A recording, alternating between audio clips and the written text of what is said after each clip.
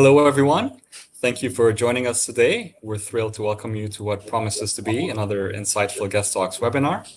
Today, we'll be diving into the critical topic of building holistic well-being for both students and teachers. Together with our incredible panelists, we'll explore how schools can create comprehensive, sustainable well-being strategies that support entire communities. We'll also discuss practical strategies to empower educators and students to thrive in and beyond the classroom. Before we get started, just a quick note for all attendees. You'll find the control panel on the side. Please feel free to use the Q&A feature to share your questions and thoughts. We'll do our best to address as many of them as possible during or towards the end of the webinar. And now, without further ado, I'd like to introduce our chair and moderator for today's discussion, Sarah Hedger, School Improvement Partner, Safeguarding and Child Protection at Eldar Education. Sarah, over to you to introduce the rest of the panel. Thank you. Thank you so much, Danny. Absolute pleasure to be here today and amongst such an amazing company. So let's start and introduce the panel. So Abhilasha, would you like to start? Thank you, Sarah. Great pleasure to be here. My name is Abhilasha. I'm currently the Dean of the College of Business Administration at American University in the Emirates. Wonderful. Dr. Naveen, would you like to go next? Yes, my name is Dr. Naveen Valrani. I am the CEO of Arcade Education and a teacher at heart. Wonderful. And Gali, how would you next? Yes, my name is Dr. Rajah Gali. I'm an academic director at Ibn Rushd Educational Company in Riyadh, Saudi Arabia. Wonderful. Mohammed, you next. Thank you. Thank you. My name is Mohammed Al-Ghamdi. I'm the CEO and the founder of Al Rushd Education Company from Daman. Wonderful. And Shahad. Hi, everyone. I'm Shahad Ubaid. I'm currently holding the position of Assistant Head of Student Experience and Progress at Beach Hall School, Riyadh. I wear multiple hats. Other than being an educator, I'm also a huge inclusion advocate, and I am a proud mom to an autistic young boy who has shaped the way I view education altogether. Amazing. So we've got a great panel. So let's just go straight into the first question. So the briefing today argues that well-being is foundational, not optional. So in your experience, what does it actually look like when a school gets this right? And for those organisations who maybe are not quite there yet, what is the first thing that you think has to shift? So it's open to everybody, but let's start with Abby, see if you've got some insights on that for us. Thank you, Sarah. And once again, good afternoon, everyone. Such a pleasure to be part of this conversation and great panelists, The topic which we have taken today is not only timely, but it's really critical to discuss, especially about the student well-being. From my experience as a dean and as a former provost and the vice president for academic affairs at American University in the Emirates, I have come to see well-being not just as a support function in any institution, but I can say as a strategic imperative, because simply stating if students are not well, they cannot learn. If faculty are not well, they cannot teach. And in today's context, especially post-pandemic shift and the geopolitical uncertainty and increasing digital dependency, AI, well-being has moved from something reactive to something that must be intentionally designed into our system. If I have to frame it even in clear words, we can say that we cannot build any high-performance institution, because I come from an HR background. So, building a high-performance organization is not possible on exhausted people. So well-being must move from initiative to infrastructure. And both student and faculty well-being cannot be separated as two separate agendas. They are deeply interconnected. Stressed faculty member shapes the classroom climate in completely different way. A disengaged student increases the stress of the faculty. And if you have a very rigid system, it amplifies both. So at American University in the Emirates, what we have done, we have shifted the question. We don't ask how do we support students. We ask how do we design an ecosystem where both students and faculty can thrive together. And what does this look like when it is done in the right way? And just to share a quick brief story, a few semester ago, I had a student who was performing very well, but suddenly disengaged, missing classes, not participating. And when I spoke to her, there was no major issue, just overwhelmed. So she was having a sense of disconnection. So what made the difference was not a policy, but a conversation, a flexibility, and a mentorship. So, and this is exactly what the global data also confirms. If we look at the World Health Organization estimates, depression and anxiety cost the global economy over, if I'm not wrong, $1 trillion in lost productivity. So, well being is just not to have a nice concept, it directly impacts the performance, the retention, the institutional success. So, what we do, we don't consider only student satisfaction. What we call is a student experience ecosystem through flexible assessments, integrating AI as a learning support system, positioning faculty not as a teachers, rather as a mentors, not just simply content deliverers. So, what is the first shift for institutions that are not there? I think it's not about resources. It's not about policy. It's a mindset shift. So from asking, do we have a well-being initiative? Do we have a policy? We need to ask, do our everyday decisions improve or reduce the well-being? So when Brilliant. well-being is designed into the system, performance is never compromised. It is always strengthened. That's a really, really interesting point. So I'd like to bring Shahad in now as a practitioner. Oh, well, I would have done, but she's popped out. So let's open it a little bit wider. So anybody have some other continuing thoughts upon that? If I may. Go on, please. What I would say is that when a school gets well-being right, what you notice first is not softness, it is coherence. The school feels emotionally steadier, rationally safer, and operationally clearer. Students are more available for learning because attention is less fragmented by stress. Teachers are more consistent because they are not spending their best energy navigating unnecessary friction. And leaders are not trapped in the constant reaction mode because the institution is not quietly producing avoidable strain every day. We know from evidence that stress can affect working memory, academic functioning, and that teacher well-being and school climate are meaningfully connected to students' experience and outcomes. But for me, the deeper point is this. Well-being is not just something a school supports. It is something a school produces through its daily design. So for a school that is not there yet, the first shift is conceptual. They have to stop treating well-being as a support function at the edge of the institution and start treating it as a design variable at the center of an institution.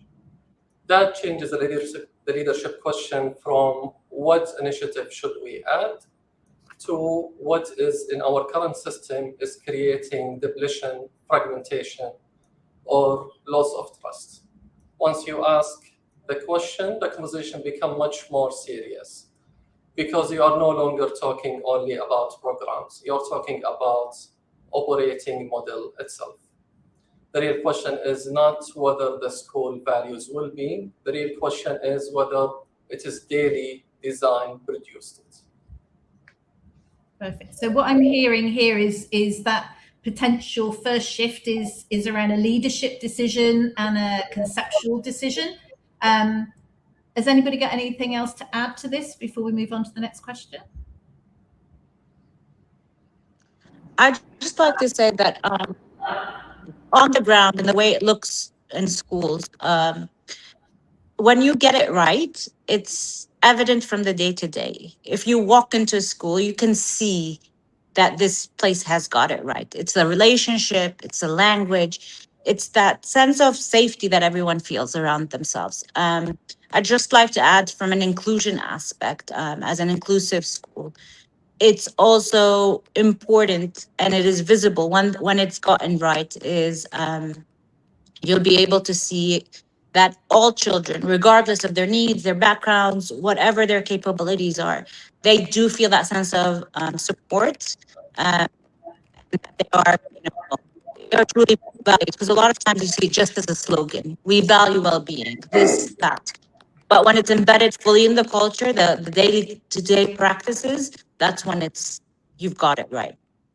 Brilliant. Thank you for that, Shahid, because we're going to unpick a little bit of that a little bit later as we go through. So thank you for bringing that up. So I just want to think about a moment now. We're going to come to Naveen next. Teacher burnout is often described as a global crisis. Yet organisations continually treat it as primarily an individual problem. Go and get some resilience training or mindfulness app or something. Where is the system failing teachers, and what structural changes do you think can actually make a difference? So that goes to Naveen. So, I can't help but, when answering this question, I can't help but think about the role of technology. And while technology is often seen as the villain in the well-being equation, with the advent of AI, we actually have a real opportunity to mitigate at least some of the burnout that teachers are experiencing. When you think about a teacher's daily activities, marking, right? Marking hours and hours. You can actually have an AI tool now do it in less than a few minutes if you set it up right.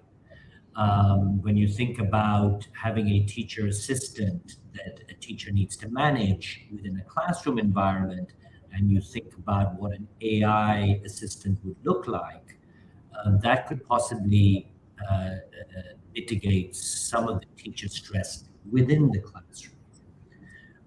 When you talk about things like answering emails, right? Major load. I mean, parents, the emails from parents are bombarding teachers in some way, shape, or form.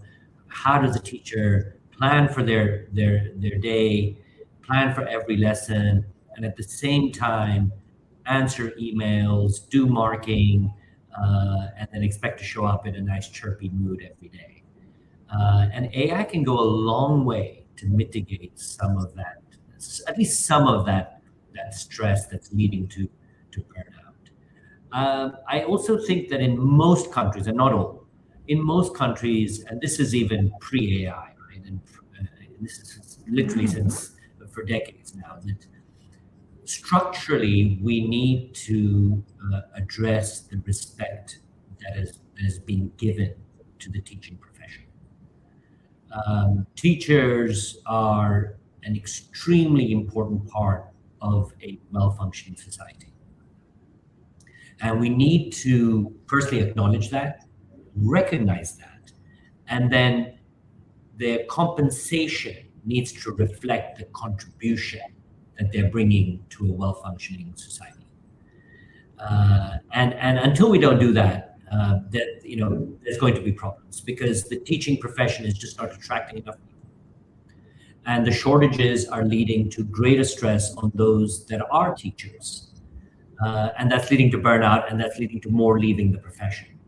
So between the technology and us addressing a much more sort of high-level conceptual issue, that are we really recognizing the importance of teachers in society? And I think that's really important too.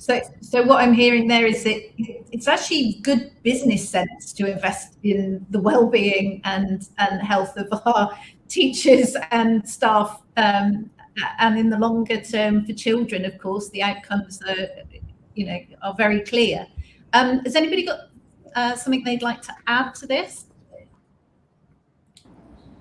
Well, I believe the system fails teacher when it asks them to be be resilient while leaving the causes of pressure unchanged.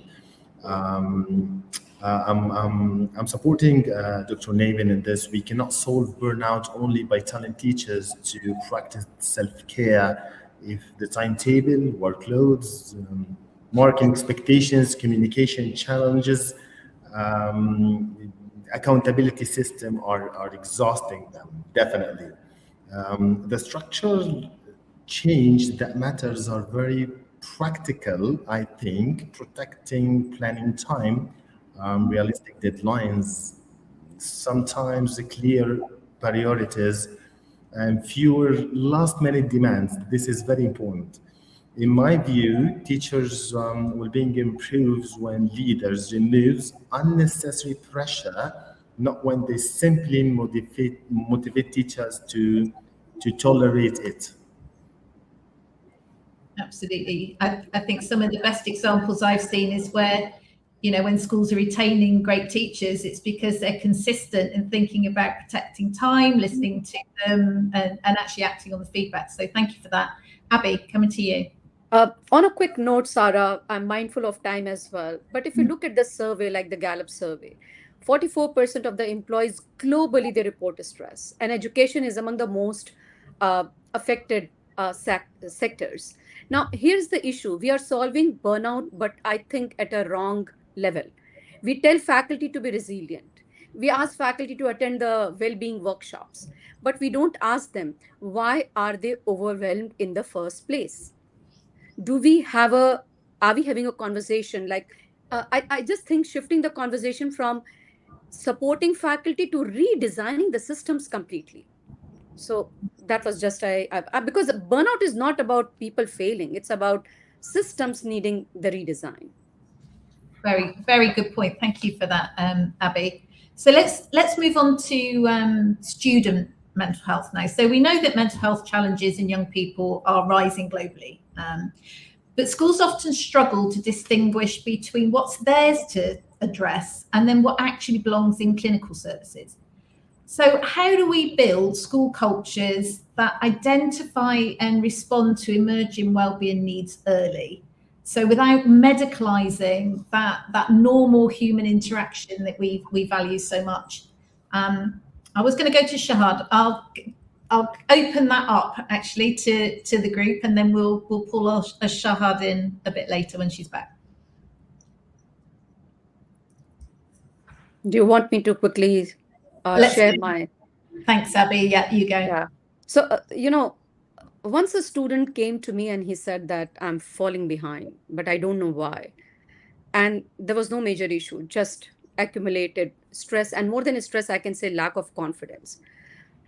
What helped basically is not any intervention, but just a connection and guidance, which I, mentioned earlier as well.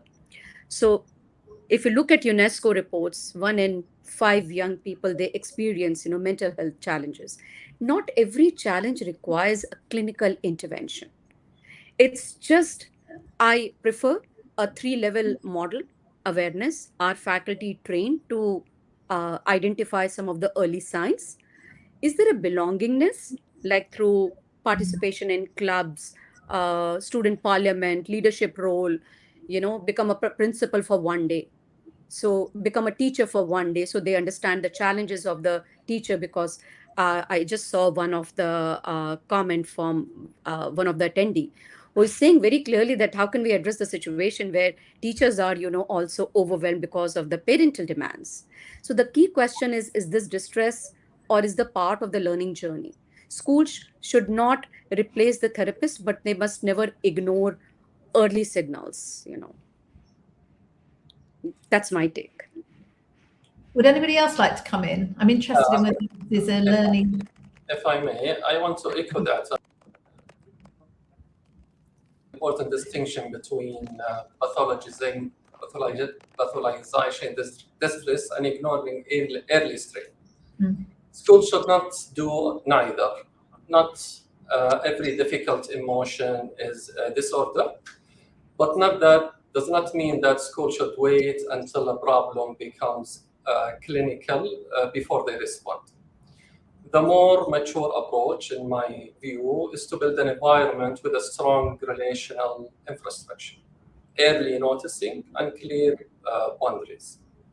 That means school should be good at noticing changes in participation, behavior, connection, coping, while also being clear about when an issue is educational, pastoral, safeguarding related, or even genuinely clinical.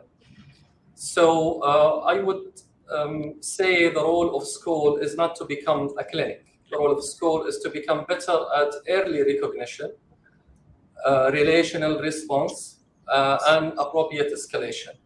This is where culture matters. Students should experience school as a place where adults notice, respond, and take concerns seriously before those concerns harden into crisis.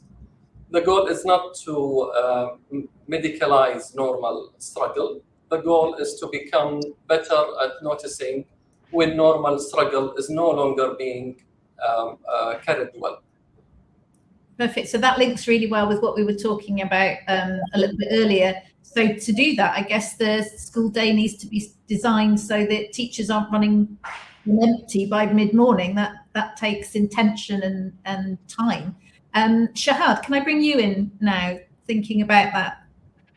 Yeah, 100%. So I think that the whole idea that we need to think about is just moving away from diagnosis. A lot of times, it's just so much as to what is wrong with this child, what is their official diagnosis, what is their background in this. And a lot of times it's really just about human connection.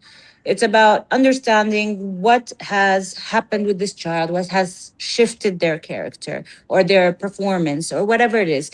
A lot of times you'll walk into the classroom and you're usually, perky student is feeling a little bit down, and it's realizing that early on, because even with children who are neurotypical, you will see that there is shifts in their moods and their changes.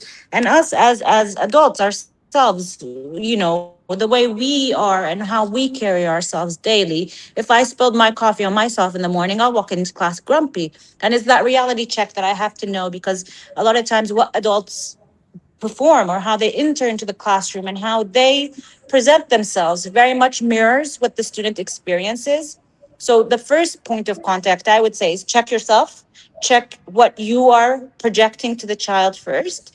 And then we can also look at what is the child experiencing it, why is he experiencing it, and what it is, whether they are neurotypical or neurodiverse. Of course, a lot of times a diagnosis or an individualized plan will help us understand certain triggers for some children.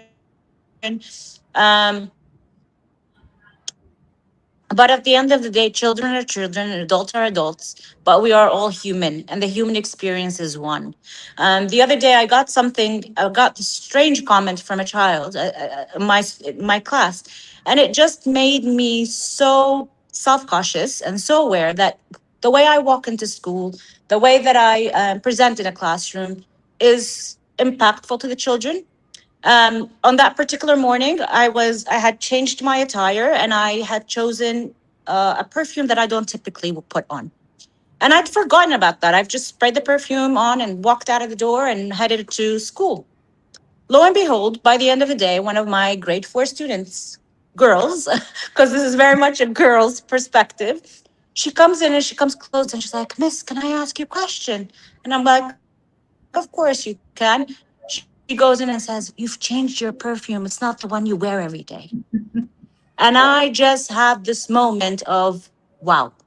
She has noticed every little detail about me, right down to the perfume. So let alone that small thing, such as perfume, let alone how much the more things that are more visible on my body language, the things that I might bring into the classroom, all of that affects them. So it's a mirror. We're actually mirroring each other. A lot of times we just feel like when we're having a grumpy day, we just go like, "Oh, that was on top of it. I had a very grumpy class." That's because I projected that on my class. They were Absolutely. coming in possibly fully ready to learn, but I had the grumpy day and I projected that. I had a very good piece of advice when I first became a principal, which was you make the weather. And I've always kept that. So yeah, I think that's very true. Naveen, do you want to come in at this point and give your perspective on this? Yes, this is a complicated issue. I agree with Mr. Muhammad that schools don't want to be clinics and should not be clinics. But the issue is as follows: we are heading. We find ourselves in an increasingly litigious environment. Teachers, leaders, principals are carrying a tremendous amount of liability. Much of it is often unspoken, but well aware, right? They know the kind of responsibilities they carry. And when you are interacting with that student, between a teacher and student, and I interact with many students as a teacher, as a counselor, everyone has a bad day, right? Students have bad days, adults have bad days, teachers have bad days. But that fine line between what's potentially more chronic than just a bad day to this needs medical attention, there's a real fine line. And as we get more and more litigious, teachers are going to have the tendency to send more and more students or refer them for professional medical help. And that is dangerous because we're going to lose that some of the essence of the teacher-student relationship, that look, I'm here for you. I have your back, right? You can talk to me, as opposed to you're talking to me, but I'm going to refer you to the therapist in school, who in turn is going to refer you to the clinic outside of school. And I worry where this is heading. I'm concerned, as more and more regulation comes in, there'll be, and we're seeing this, right? More and more students are ending up in clinics. Ed psych evaluations are becoming the norm, and they're very expensive to start with. So apart from that, they're very expensive. Often lead to increased, some form of accommodation, sometimes even medication.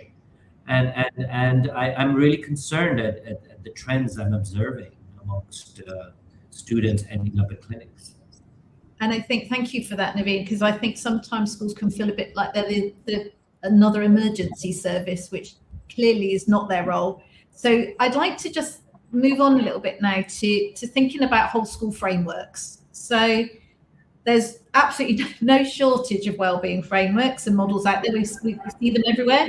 Many schools tell us that they've got a wellbeing policy and a wellbeing lead, but they don't really see any real cultural change. So what does it take to move from a framework on paper to wellbeing that's genuinely embedded in how school operates day to day? And I think, can we start with you, Gali, on that? Well, I think this is a common issue in all schools around the world. This is where, literally speaking, accountability and accreditation thinking are very important. Many schools have a well-being policy, but the question is, what is the evidence of implementation? A huge question mark. We always ask this question. For well-being to become embedded, it must appear in school routines.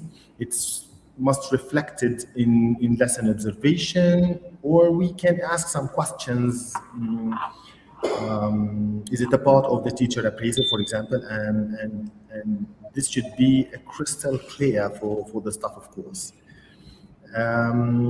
Maybe we can ask if it's included in students' voice, which is a very important part in the accreditation, along with the parents' voice, of course. Do we analyze attendance, behavior, safeguarding, along with academic pressure, teacher workloads together, for example? And finally, I do believe that leaders should ask themselves that if they're reviewing the data and act on it. So we are talking about a little bit, it seems to be complicated, but actually it's not. It's just connected to each other. From my perspective as a reviewer, from accreditation perspective as well, the framework is only valuable when it changes practice. My approach would be define the standards, collect evidence, definitely listen to stakeholders, and identify gaps, implement actions. I'm not talking about theory, I'm talking about practical steps that that can show me the impact and review the impact, of course. So I always say that well-being should be a part of continuous improvement, not just posters or wall. It's just be a culture. Perfect. Thank you for that. Who'd like to come in next? Because I feel there's a thread here that we need to pull with culture. Definitely. You'd like to get it? I can add to something Abhilasha said very early on. You need leadership commitment. We can talk as much as we can talk, right? If you don't have leadership commitment to well-being, and it's not just a nice vision or mission statement on the wall, it really is commitment at the deepest level. Is well-being being talked about in governor meetings? Is there data? Abhilasha presented a lot of interesting data. Is data at the school level, at the year level, at the class level? Is it being presented to the Board of Governors, and are there actions that are coming out from that data? So there has to be commitment. And I must also acknowledge the KHDA where I'm based, which is the regulatory authority in Dubai. Because in our last school inspection, I have never, ever seen the kind of emphasis that was made on well-being in the last inspection. I've never seen it in the history of the city, the country, and the world. A significant portion of our annual inspection that takes place from the authorities, from the Dubai Schools Inspection Bureau, was given to well-being. And Dubai came up with a well-being framework. It's published in 2022. And really, it's a city that puts its money where its mouth is, as they say, right? They came in, they looked at well-being data, they questioned governors, they questioned the principals, they questioned leadership, and they tried to understand that, is this school living the well-being story? And I think that's really, really important, that not only do you have leadership commitment, but here we have government commitment on well-being. Absolutely. And that's why Dubai is such a special city to have schools. Mm-hmm. I couldn't agree more. Yeah, absolutely. And of course, whilst we wouldn't say inspections are driver for doing everything that we do, but actually, if we measure, what's it they say? We treasure what we measure. So actually, it shows a very, very clear direction of travel and what is prioritized. So that's really helpful. Yeah. I've got on the back of that, I've got a question around regional and cultural context. So Naveen, thank you so much for segueing me into that beautifully. So our panel spans the UAE, Saudi and beyond, and our audience is absolutely global. So how does cultural context shape what well-being looks like in schools across our region? And what can internationally imported frameworks get wrong or right about our local reality here? Should we go to, we can go to Gali and then to Mohammed, and then we can open up. Yep, so Gali, would you like to start us? Okay, yes, please.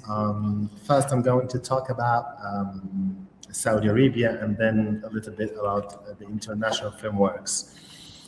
In Saudi Arabia, I think well-being must be understood within the local culture and family values. definitely in addition to the national identity of Saudi Arabia. These all are connected to the ambitions of the vision of 2030, Saudian visions.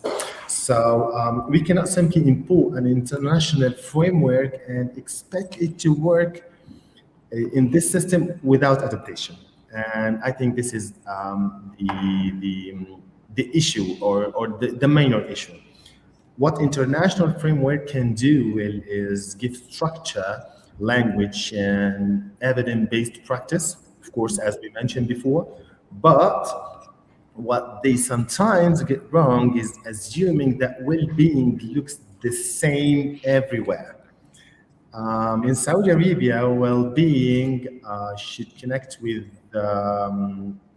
let's say, belongings, respect, family partnership, of course, students' ambitions, the national development and identity, character of education, and also the future readiness, which I mentioned before, the vision of 2030.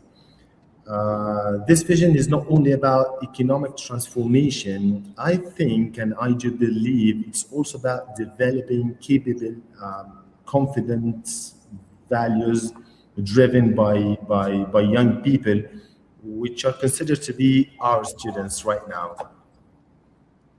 Because at some point, they're probably going to be running the countries, aren't they? Definitely, it's just a matter of time. Thank you for that really helpful, Gary. Mohammed, can we come to you, please, for your viewpoint? Yes, I'm on the same page with Dr. Ali. I think the regional opportunity here is much bigger than simply localizing imported language. In Saudi Arabia, especially, the conversation can be grounded in a broader and more resonant frame of human capability. As Dr. Ghali mentioned, Vision 2030's Human Capability Development Program is not framed around well-being language. It is clearly concerned with the values, skills, innovation, Arabic language, readiness across life stages, and the development of people who can thrive and contribute. That gives us more strategic local vocabulary. It suggests that in our context, the strongest well-being models may emerge not from borrowing therapeutic language too literally, but from integrating well-beings in a broader architecture of capability, identity, contribution, and future readiness. That matters because culture shape how distress is interpreted and how support is sought, how authority is perceived, how belongings is experienced. In our region, family, language, social expectations, collective identity often play a stronger role than in more individualized systems. So I would not say that important frameworks are wrong. Many contains valuable principles, but the strongest frameworks travels as principles, not as templates. In my view, we should take what is robust, but adapt it intelligently to our own social realities and educational ambitions. In Saudi Arabia, the most credible well-being model will not be the one we borrow most faithfully. It will be the one we root most intelligently in our human capability agenda. Wonderful, thank you, Mohammed. Anyone? I'll open it up to the panel. Actually, any other thoughts on? I mean, I would just like to add, Sarah, that the majority of the global well-being models, they assume basically individualistic cultures because it came from US initially. But in the UAE and the GCC country, the well-being is, the concept itself is very deeply relational, I can say. Like, I can just talk about our university. We have more than 30 nationalities, and we have a very strong presence of Emiratis, national students. And we see that students value belongingness, the community life, the respect and relationships. It influences their engagement. Many of the student-led initiatives, like they are engaged in a number of cultural events, but one of them which is really everyone loves is the Global Day. So it's not just the activity. These events are the mechanisms of inclusion and identity building. So while the global frameworks, it guides us, but they must be adapted. So well-being must be, uh, uh, as Muhammad said, it should be culturally intelligent, not just globally informed. Brilliant. Thank you, Abby. I can add just a comment here. I completely agree with Abby and Mohammed on the cultural context being played such an important role. With that, there's also the entanglement of the socioeconomic status of the family. I don't think we should underplay that, because the well-being conversations are typically, and this is again, I don't want to stereotype, but they're typically happening with families that can afford for the conversation to happen. When families are fighting to put food on the table, that well-being conversation is not a priority, sadly.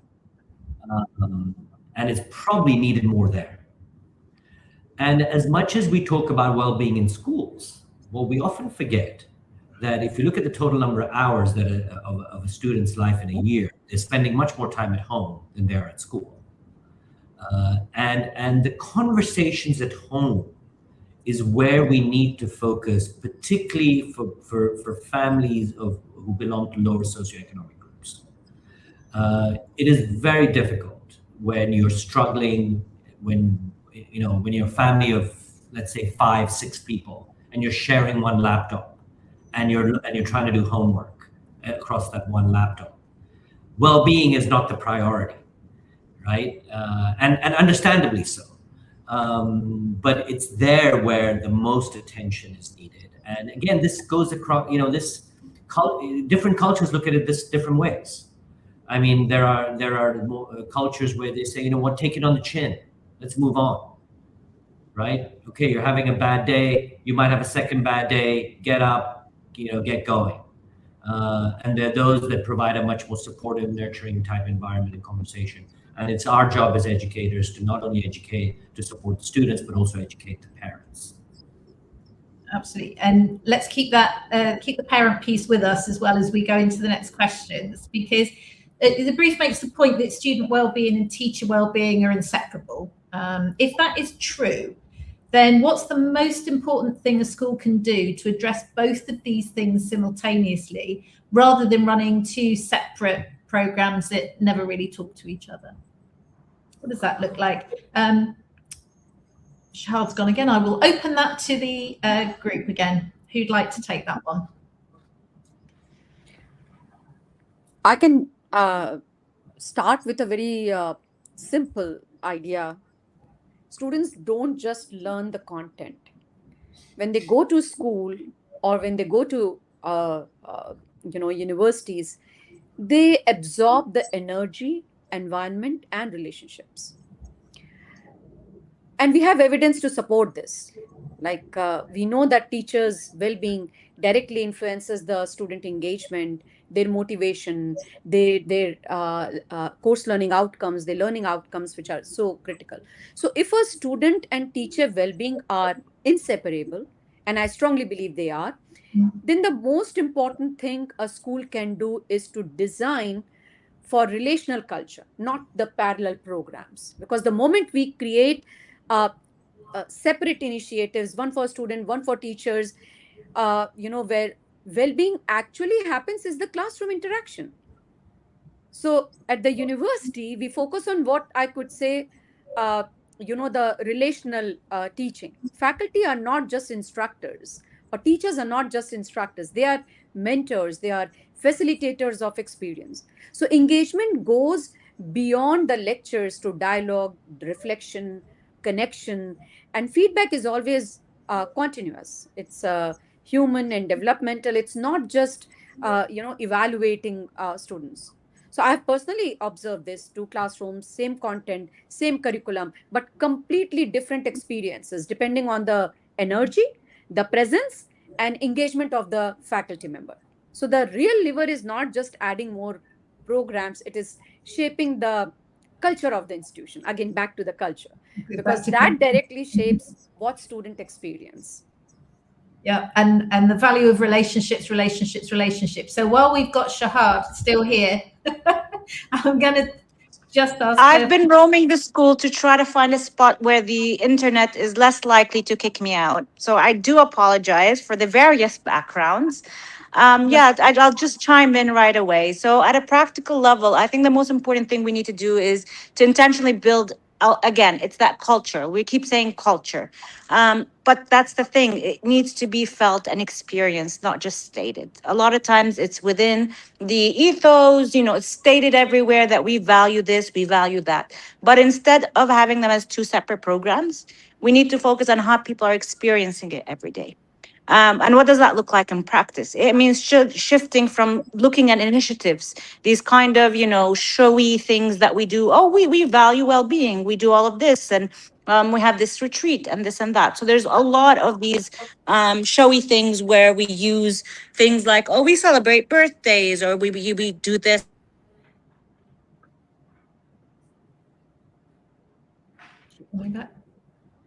The vulnerability. We have to show consistency.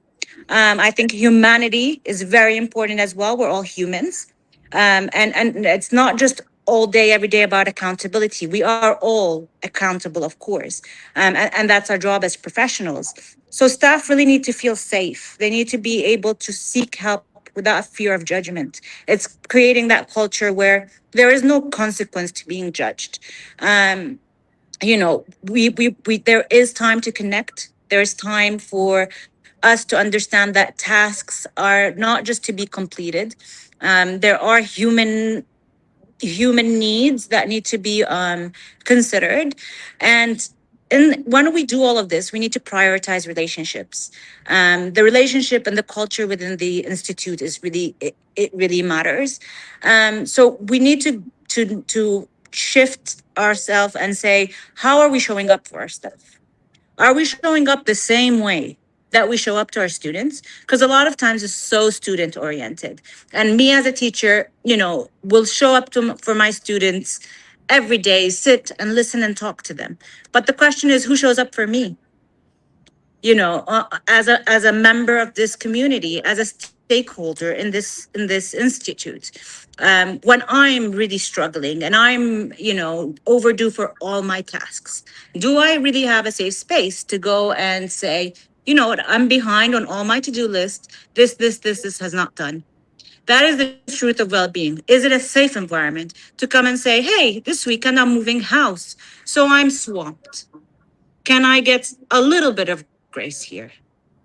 Things like that. So it's not just so it's very much practicing what we preach, and another, for sounding as a cliche, but you talk the talk and you walk the walk, so it's very much that, and it doesn't have to be complicated. A lot of times people go for the over the top things such as retreats and this and that, and in reality it's just a safe space, really. That's all. It's not this big thing that you need to do. It's not this structured thing that we need to do. Definitely there's nuances and HR policies and things that need to be put in place, but I'm just talking about the day-to-day experience of it all. Brilliant, because I'm going to take us on to that right now. So thank you again. You're all very good at segueing me in, so I'm really, really grateful. So we talked about frameworks and culture, but our audience will have lots of practitioners who will go back to their schools tomorrow morning. So what are two things, genuinely evidence-based and practical that a school leader or a teacher could start this week? Mohammed, thank you. Yes, if I may. If I had to choose two practical starting points, I would begin with the voice architecture and weak signal detection. First, the school need a very light but disciplined way of hearing what people are experiencing before strain escalates. That could be a short weekly or fortnightly pulse for staff and students, but only if it is paired with response. The point is not to collect more data for its own sake. The point is to improve institutional attention. Research on employee voice tell us that the people speak up more when leadership is responsive, respectful, and closes the loop. So the practical tool is not just a survey, it's a system for listening, interpreting, and responding. The second tool is to borrow carefully from risk and safety thinking, not the literal numbers of the safety pyramids, but the principle that serious failure is often preceded by weaker signals. In school, by the time burnout, withdrawal, or even crisis is visible, the system has usually been speaking quietly for some time. Since I would ask schools to track weak signals, unusual silence, rising short absences, repeated overload complaints, delayed responsiveness, emotional withdrawal, I can go on and on. That is essentially a form of psychological risk management. I believe ISO 45003 gives us a useful higher level frame here. Identify psychological hazards, assess exposure, improve controls, and keep learning.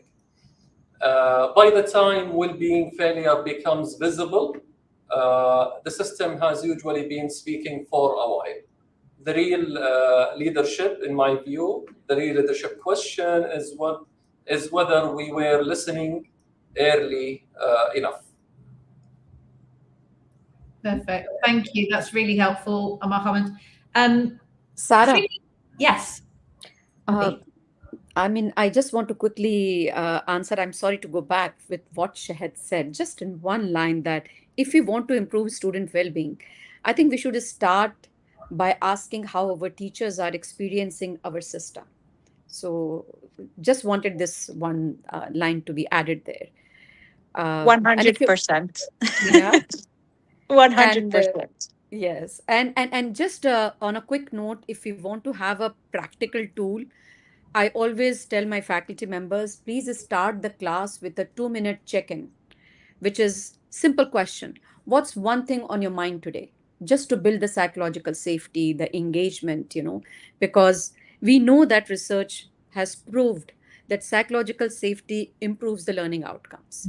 So one simple question, 2-minute check. And secondly, the assessment needs to be designed in a very flexible manner. Instead of relying 100% on exams, which are creating more stress sometimes on students, maybe use of simulation, applied projects, case study, which is more critical thinking oriented. So small intentional change can completely transform the learning environment. Absolutely. Thank you. To add to what Abhikasha said, because that really resonated. I would urge, you said one or two strategies that teachers can deploy in the morning when they go into school tomorrow. And I would urge the teachers who are listening to this to actually go back to the early years. Do you remember circle time? Do you remember show and tell? And really figure out for your relevant age group, what's going to be your circle time, your show and tell. how are you going to get the class together and just share how they're feeling? I mean, the early years does it so well. It does it really so well. And we need to look back to when we were kids and how easy we found it to speak about how we were feeling during that circle time. So I would urge, the strategy is everyone has their own strategy, but think back to circle time and see how you can bring it into your classroom. I'd add it for leaders as well. What does a leadership circle time look like? That's a great idea. Okay. So I'm just mindful of time. So just the last closing reflection for you all, really. So if you could change one thing about how educational institutions think about well-being, so one assumption, one habit, one structural choice, what would it be? And what is the key message you want everyone watching today to leave with? So let's Well, go for it, Ali. Thank you. if I could change one, it could be the idea that well-being is separate from school improvement. It's not separate. Definitely, it's not separate. It's a part of the quality of education. I believe that well-being should not depend on individual kindness alone. It must be designed into the system and implemented through the system. When schools build culture where teachers feel supported and students feel safe, respected, parents had their voice listened, and we have that kind of academic achievement. I think this we're targeting more sustainable, more human, and more meaningful system and culture in our school premises. Beautiful. This Thank is you. what I believe. Brilliant. No, this is what this webinar is all about. Let's go to Shahad. Yeah, so for me, I think what we need to shift away from is this thought that, you know, overworking yourself, working overtime, finishing things when you go home, celebrating that.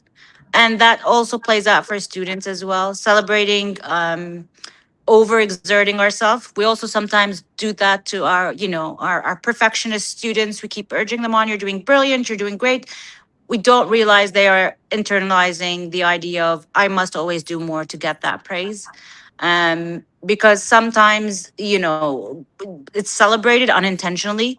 Because when you see someone excelling at what they do, then we go back and feed on that. And it's an endless cycle of that constant need for, reassurance that I'm doing okay and I'm doing great. And this goes again, when with the topic of well-being, we talk about children, and it's exactly the same with adults. We're all humans. I mentioned that, and that ties back in. I mentioned that very early on in the beginning. A lot of the times we think about our students, and it is the same exact thing with us, and as adults as well. When I get a pat on my back, thank you for that late email last night. I really needed it, very urgent. And I'll be like, yay, okay, I did something great. But in reality, that was time I should have spent with my family. That wasn't time I should have, been answering emails. I should have been present with my child. But it's that constant need to prove that, yes, I'm available. I can do this and I can do that. And the same for children. Oh, you got 100 on your spelling test. Well done. And then they will be studying all weekend for it, or whatever it is. So sometimes, a lot of time, we celebrate that unintentionally, and that's a vicious cycle that we can get into. And then the last thing that I think I just want, my key message would be that well-being isn't an add-on. As we said again at the very beginning, it is just, it's not an add-on, it's a must. Because we know children who do well or feel well do well. Again, we dreaded on that a lot during our conversations and all the studies that prove that. And then again, I would apply it to humans. Humans who feel well do well. which is the same for children as well. So that is my message. It's not an additive. It's not a, it's not like something that once we've got everything, then we'll look at well-being. It's the root of all things. It's the root of all things. Amazing. Let's go to Mohammed. I would echo both of my colleagues' recommendation and takeaways. From my side, I would change the assumption that well-being is something institutions provide after strain appears. I would move the conversation from support to governance, from intervention to design. Because as long as well-being sit in the language of support alone, it remains vulnerable to being treated as optional, preferable, or symbolic. But once well-being is understood as a part of an institution's strategic governance, it begins to influence the real levels of school life: leadership, workload, role design, communication, risk controls, culture as a whole. And this is much more serious and durable conversation. And that is why I don't see well-being and performance as opposites. I think that is the wrong trade-off. The real trade-off is between short-term output, pressure, and sustainable human capabilities. When schools optimize only for visible performance, they often end up undermining the very human condition that make excellence durable. But when they design for sustainable capabilities, which includes agency, belonging, trust, recoverability, and gives themselves a much better chance of achieving both strong outcome and institutional stability. The real challenge is not choosing between well-being and performance. It is designing schools that can sustain both. Perfect. Thank you, Mohammed. Appreciate that. I'm conscious of time, but we're going to do Naveen and then Abby. Thank you. So, Naveen. Sarah, so for your first question, what would be the one big change that I would bring about? I would mandate that every school, university, every educational institution should have the top person, in the case of the school, it would be the principal, sign off on a measurable well-being mission statement that then needs to be subsequently implemented and tracked. I haven't seen that mandated at a citywide, nationwide level anywhere. So a measurable well-being statement where the principal takes accountability of implementing it. In terms of the one big takeaway that I'd like those who are listening to this, well-being is such a broad topic, and it's more than just a trending topic. When it comes down to the nitty-gritty, we all are human beings and we are all on different journeys. And I would really urge those that are listening that whether it's a student or a member of staff or a member of your family, try not to judge someone based on what you are seeing, what you are hearing, because it is not that what you see and what you hear alone that determines a person's well-being. The journey that they're going through is very, very individual. So be there for them without judgment. And that would be really the one big message that I'd like to give today. Perfect. Thank you, Naveen. And lastly, Abby, let's go. Everyone said everything, so it's easy for me. I just think that we cannot build exceptional institutions without taking care of the people who make it exceptional. So well-being is not a cost, not a trend, not a program for me. It is the most important investment if any institution wants to have a long-term excellence. So if well-being is not designed in the system itself, it will eventually become the system's biggest failure.